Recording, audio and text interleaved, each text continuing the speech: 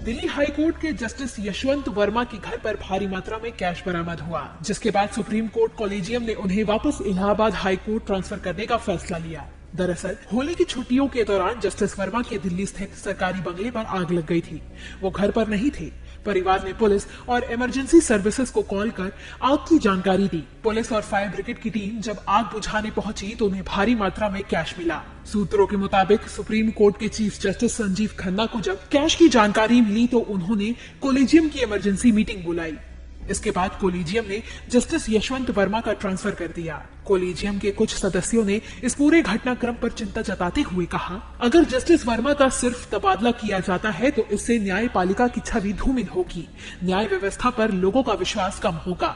मामले में in house जांच पर भी विचार किया जा रहा है। जस्टिस यशवंत वर्मा को अक्टूबर 2021 में इलाहाबाद से दिल्ली हाई कोर्ट में भेजा गया था।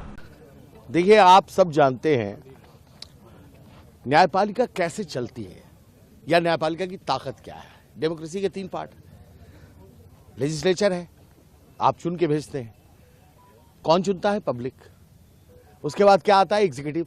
उसी में चुने में से कुछ लोग एग्जीक्यूटिव में आते हैं। और तीसरा पार्ट है न्यायपालिका। न्यायपालिका की ताकत कौन है? पब्लिक। तीनों पूरे इंटायर नेशन जो डेमोक्रेटिक सिस्टम है उसकी ताकत है पब्लिक।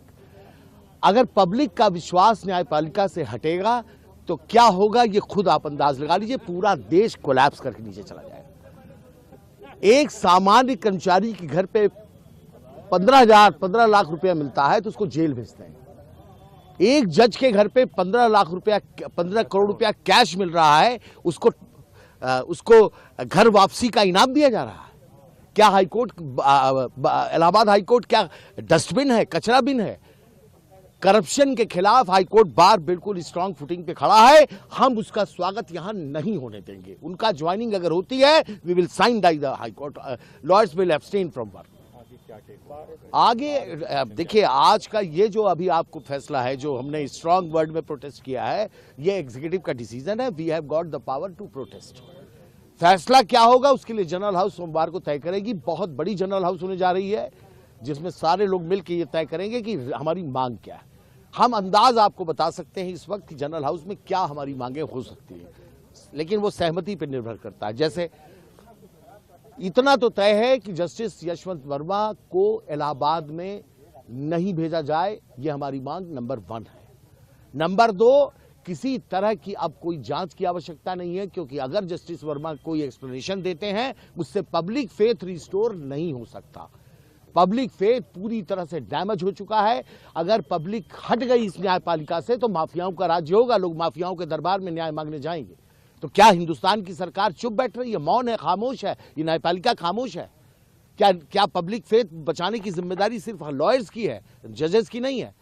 ऑनरेबल सुप्रीम कोर्ट ने जो ये कॉलेजियम ने डिसीजन लिया है, हम उसके अगेंस्ट हैं, हम उसके खिलाफ प्रदर्शन कर रहे हैं। अगर वो आते हैं तो उसके बाद और ज्वाइनिंग यहाँ अगर होती है, उनका स्वागत यहाँ होगा तो हाईकोर्ट को हम साइन डाई क्लोज करेंगे। इम्पैक्ट ये समझिए कि फिर हाईकोर्ट में, उनके कोर्ट में, अदालत में अनिल तिवारी अगर बहस करने खड़े हैं तो अनिल तिवारी को ये लगेगा पता नहीं दूसरे साइड से कितना पैसा लिया इन्होंने। क्या होगा आप बताइए? क्या पीछे बैठा हुआ मुवक्किल ये नहीं कह देगा कि भैया ये वही जज हैं जो पैसा लेते 15 करोड़ वाले? क्या होगा न्यायपालिका का? आज ये लड़ाई हमारी वकीलों की नहीं है, ये न्यायपालिका को हम बचाने की कोशिश कर रहे हैं। हमारा पिलर है ये न्यायपालिका। वो चीज है जिसको अगर डैमेज हुआ तो इसका फिर हिंदुस्तान में कुछ नहीं बचेगा। न डेमोक्रेसी बचेगी, न स्वतंत्रता बचेगी, कुछ भी बचेगा नहीं। दोबारा गुलाम होना चाहते हैं क्या? सब कुछ न्यायपालिका। मेरी दूसरी बात यह है कि मैं तो एक स्टेप के आगे की बात कर रहा हूं। जस्टिस यशवंत वर्मा का न्यायपालिका में फर्दर बने रहना पूरे हिंदुस्तान के लिए बहुत बड़ा खतरा है, कलंक है। इसलिए उनको तत्काल प्रभाव से उनको रिजाइन कर देना चाहिए।